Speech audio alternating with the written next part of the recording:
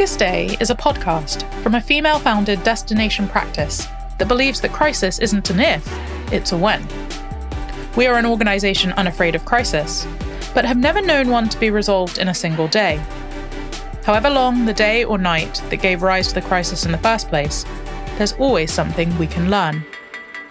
I'm Leah, the founder and CEO of Broadstairs Consulting, a problem-solving consultancy offering crisis and governance advisory services to help leaders and organisations thrive and flourish. We operate in the gap between legal and public relations, at the coalface of difficult situations, believing that most crises are avoidable and the impact of inevitable ones usually can be mitigated. Our guests have overcome a litany of crises. Many of our guests have worked with us in some capacity in the past. All of them have stories worth hearing. We trust them to make this worth your while. We hope it helps you trust us. Jeremy Marshall lives in Kent with his wife. They have 3 adult children. He grew up Bible smuggling every summer behind the Iron Curtain with his father, who was an evangelical free pastor. His last job was CEO of the UK's oldest private bank, C. Hoare & Co. He and some friends recently acquired Kingdom Bank and plan to develop it to help churches grow. For the last few years, he's been on a mission to use as much of the NHS as possible. So far, oncology, ophthalmology, and cardiology. 8 years ago, he was given 18 months to live with incurable cancer. He is currently going through chemotherapy and has found cancer has made him an accidental evangelist. He regularly speaks to churches, businesses, schools, and students, and has written an evangelistic book entitled Beyond the Big C. Well, Jeremy, welcome to The Longest Day. Thank you so much for being willing to be interviewed. I wonder if you might like to describe your longest day. Yeah, thanks, Leah. So it's a day that's stuck in my mind, Friday the 13th, appropriately enough, of June 2015. And I was chief executive of a very prestigious bank called C. Hoare & Co. And a few years before, in 2012, 2013, I'd had cancer, but they caught it early. And it seemed to have been dealt with. I'd forgotten it. But just a few days before the 13th of Friday the 13th in 2015, I was at a friend's house here in Sevenoaks, and I went to adjust my collar. And as I did that, I felt this massive lump, like a golf ball, on my collarbone, and I knew straight away what it was, that the cancer had come back. So I went back to the hospital, and this was about a week after then I found the lump, and my wife and I went over to the hospital and we were given the results of all the tests, and that day changed my life forever. Was there anything in your experience up until that point that helped you in that moment? Yeah, the first time I had cancer, that was in 2012, 2013. I had something similar where they'd say, look, you've got cancer, but it's very treatable and we think we can deal with it. So that was like a dry run, if you like. But the first time round, the doctors said, don't worry. And the second time round, they said, you've had it. So that was a preparation, but it was very contrasting. Mm. In a moment like that, I'm sure there are a range of emotions that you experience. What was the first thing that you did after hearing that diagnosis in 2015? Yeah, I burst into tears because, as we'll talk in a minute, I have a strong Christian faith, but I don't want to die. And not least because I've been with my father and other loved ones where they've died of cancer, and it's pretty horrible to see people in hospital or hospices dying of cancer. So that was my immediate reaction. My wife was with me, and the doctor said, look, I'm really sorry. And I don't know how we missed it because they had all these tests and screening, and somehow, it's a long medical story as to why they'd missed it, but they had missed it. And you've got tumours everywhere. So fear, I guess, would be my biggest emotion. Yeah, that's how I felt most strongly, fear of dying. But in many senses, that experience was almost the beginning of a story rather than the end of one. Yeah. Although I didn't know that at the time, of course. Yes. How did you get through the crisis, as it were? Well, first of all, just in terms of practical work, the doctor said, look, we must start treatment straight away. I said, well, what do you mean by straight away? He said, well, tomorrow. So I said, see, I should step down from my job. He said, yes, I'm really sorry. So that's a hard thing to do because I really love the job and it's a fantastic place to work. So there are all the kind of practical arrangements there. The key person was the chairman, Lord Wilson of Dinton, Richard Wilson, who was fantastic. And, things happen like this. And that's the chairman's job, is then to kind of guide the ship. Because I went back to the office and told him, look, I'm really sorry, but I'm going to have to step down. And he was very supportive. And the family that owned the bank, the whole family, have been very supportive. So that was kind of on a practical level. But on the kind of mental health level, if you like, the thing that kept me going was my faith. And I had that before this terminal, incurable diagnosis, but it's kind of an acid test then. Do you really believe what you say you believe? Do you really believe that Jesus has the answer to death? And yeah, I do, and I have. And I've found that to be the case since. That my faith is so helpful to me in trying to survive what's been a very tough, very, very tough 8 years since, because I've been working my way through every department of the NHS since. How has this experience changed your relationship with fear? Well, one thing I find really good, Leah, is the Bible, which to me is like a kind of, you can view the Bible many ways, but one way is how should we live? It's a kind of wisdom book, if you like. There are obviously other wisdom books too, and in the Bible, the most common command from Jesus to his disciples was, don't be afraid. So fear is a natural thing. And by the way, the answer to fear is not stop fearing, it's something bigger. If you like, you kind of imagine you're walking through the bush in Africa and, a lion appears, right, and you're afraid. But then behind the lion is an elephant, right, which is a lot bigger than the lion. And the lion is afraid of the elephant and runs off. And that's a bit sort of an analogy of how I felt that, God, knowing God is something greater and more powerful than even fear itself. But there's nothing wrong with being afraid. And it's natural. It's natural to be afraid of dying and death and of cancer. I think when we experience life-shattering news, there are multiple segments of experience. Obviously, on that day, the most important thing wasn't your job. But can you say a little bit about what it was like to have to relinquish that position, one of stature, one of responsibility, one where you were greatly respected? Yeah, that was like number 48 on the list of hard things to do. Because when you're told, I'm sorry, you've got tumours everywhere and, you've got months to live, that concentrates the mind. And your things that you think, even an hour before were incredibly important, your job, your status, and so on, become much less important. What's really important is your family.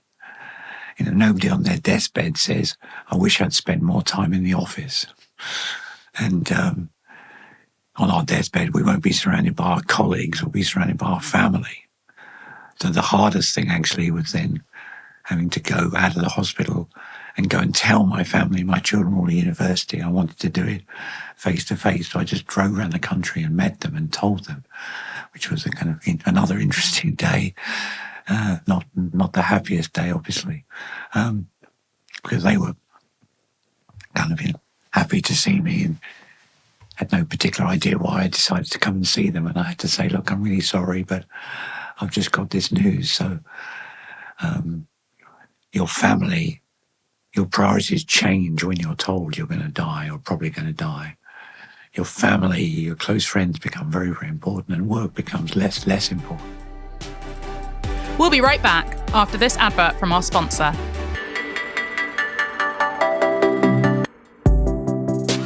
This episode of The Longest Day is sponsored by Grosvenor Search, a specialist NED recruiter in the asset management space. Board diversity shouldn't be reducible to tokenism. Rather, efforts to diversify boards must be focused on ensuring that the top 5% of talent are identified and, once recruited, empowered to strengthen existing boards. Grosvenor Search offers a targeted approach to ensure that your board receives the most impressive diverse talent. For more information, email info@grosvenorsearch.com. Let's get back to today's guest.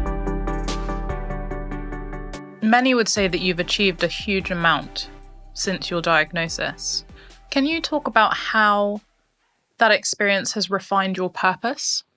Yeah, I mean, I've been through a really terrible treatment, especially in the last 6 months. I mean, I won't go into the details, but just harrowing. At times with the treatment, you almost feel like you're being tortured. It's that bad. But it's a good treatment because it's designed to, Prolong life, which has happened. And I'm not cured, but the cancer kind of grows. And then I do chemotherapy or surgery or radiotherapy, and it shrinks and, to some extent, and that gives me some extra time. So, so a few things have happened out of that. One is I hope my experience can help other people who are suffering.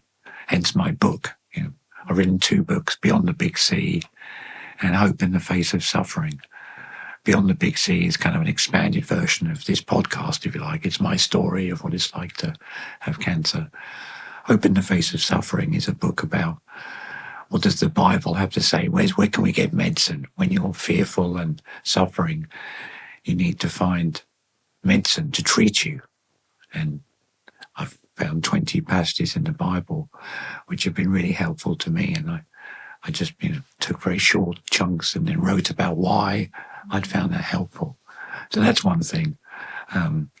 Helping other people with cancer, helping other people with suffering. And I couldn't have done that before. If you're a very successful business person, you're not going to be of particular interest to someone who's dying of cancer. But if you've kind of been there, you know what they're like. If you're in their boat, if you like, that gives you a real opportunity to talk to them. And the other thing is, I've had some free time, and obviously I'm interested in banking and, using money for good, basically, for philanthropy. And I was quite inspired by the Hall family. So Seahor & Co. is a very exclusive upmarket bank, HOARE, and it's still, after 350 years, owned by the same family, which is amazing. And the family have done so much good over that period. They were very involved in the anti-slavery campaign. They were very involved in founding the first hospitals, and the first hospice as well. All sorts of things were bankrolled by the family. So if you have something that's a good bank or whatever, and it's making profits, I think you can use that institution to do good. So, anyway, a few years ago, this Christian bank called Kingdom Bank came up for sale. And it's about 60 years old, but it slightly kind of lost its way. And the owners wanted to sell it. And there were lots of other buyers who weren't particularly Christian or interested in the bank's kind of ethical character, because a banking license is very valuable. If you buy a small bank, you have a license, that saves you going through all the approval process. So I really didn't want to lose this bank because I could see the good it was doing. So some friends and I bought it. The biggest shareholder is a Christian charity called Stewardship, which has been around for about 100 years. They have 35%, and then about half a dozen of us, FOJs, friends of Jeremy, we have the other 2/3. And we've expanded the bank and put in new management, new capital. And what the bank does, it lends money to churches for buildings, either for church buildings or for housing for, youth workers or pastors or whatever. And When I say church buildings, I'm not talking about kind of medieval cathedrals. A typical church you would borrow from us is, in London, there's loads of vibrant, multi-ethnic churches, and they're new, but they haven't got a building. So they might buy an old warehouse, for example, and we would help them do that. And then these churches, and I've seen many of them in action, they do so many things to help their community. Obviously, they tell people about Jesus, but they also do food banks. They do a lot of stuff caring for refugees. That's another thing I've got involved in. I've managed to take about 50 Ukrainian refugees to a church. That's nothing to do with Kingdom Bank, but anyway, if you can finance churches, they do a tremendous amount of good. Food banks, teaching English as a foreign language, caring for refugees, mums and toddlers groups, and yeah, it's really rewarding then to. And I couldn't, if I was busy in my old job, I wouldn't have had the time. Now I had the time to, try and do some good. And if, I didn't grow up with any money at all, by the way. My father was a pastor in a new town in Hertfordshire. So I've made, some money in banking. But the Bible says, to those who much is given, much will be required. So we have an opportunity to do good with the money and the skills we've got. What advice would you give to someone who stumbles upon unthinkable circumstances and who is in a position of responsibility to help them keep going? Well, the key question is, what's it all about, right? Because for me, my life was not about making money and being CEO. My life is about being a follower of Jesus Christ. And that wasn't changed in 1 inch in what happened. But if your life is just about making money and being successful, and by the way, I'm not saying that's a bad thing, but if that's the goal of your life, the only thing you base your life on, then sorry to break the news, but one day you're going to die, right? Yeah. And, the Americans joke, which I like, is I've never seen a hearse with a U-Haul. In other words, a funeral car with a coffin. It would be ludicrous, wouldn't it, if attached to the back you had a big U-Haul, a trailer with all your possessions in, right? I know the ancient Egyptians tried to do that, but you can't take it with you. So that's if you're a person and you're very successful or you want to be successful, to what end? Because we're all going to die. And if your life is just about making money, and you think you'll find satisfaction in that, I don't think that's the case. I mean, I spent most of my career there advising very wealthy people, and having money doesn't necessarily make you happy at all. In fact, sometimes the exact reverse.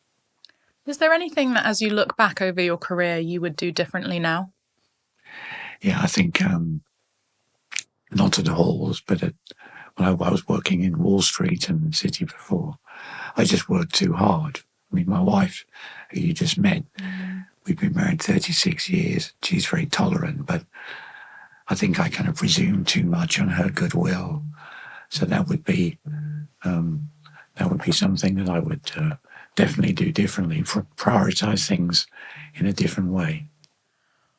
One of the things we have been asking all of our guests, as a bit of a red herring, is if you had to endure your longest day again to make it better, and I'm not sure in your case it would have made it better. I don't think anything could have made your day better.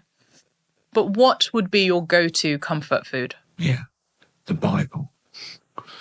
Because when I read the Bible, I find someone called the Bible letters from home.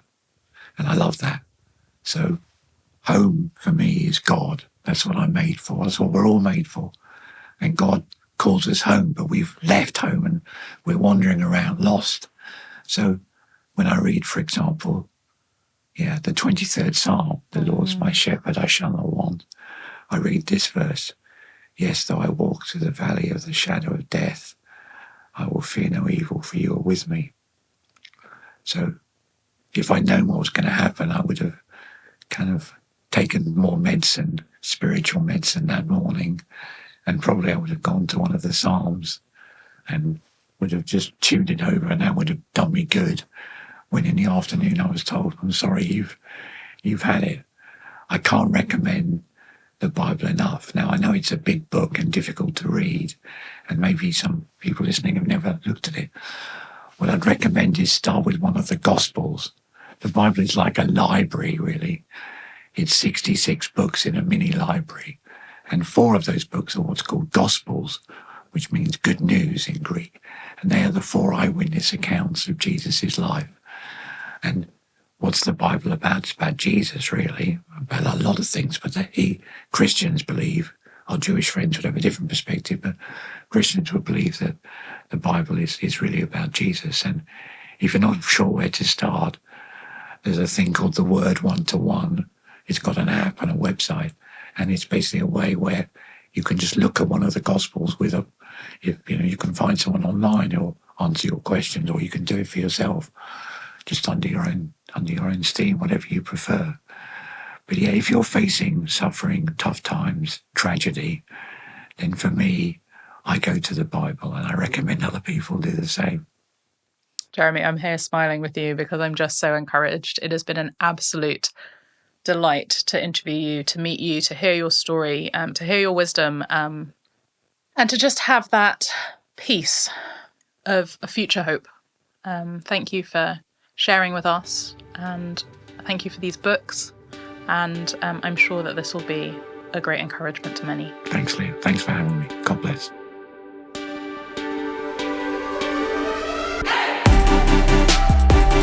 You've been listening to a Broadstairs Consulting Limited podcast. We hope you've enjoyed this episode. Tune in soon to hear the next instalment of The Longest Day. Copyright 2023. Production copyright Broadstairs Consulting Limited. All rights reserved.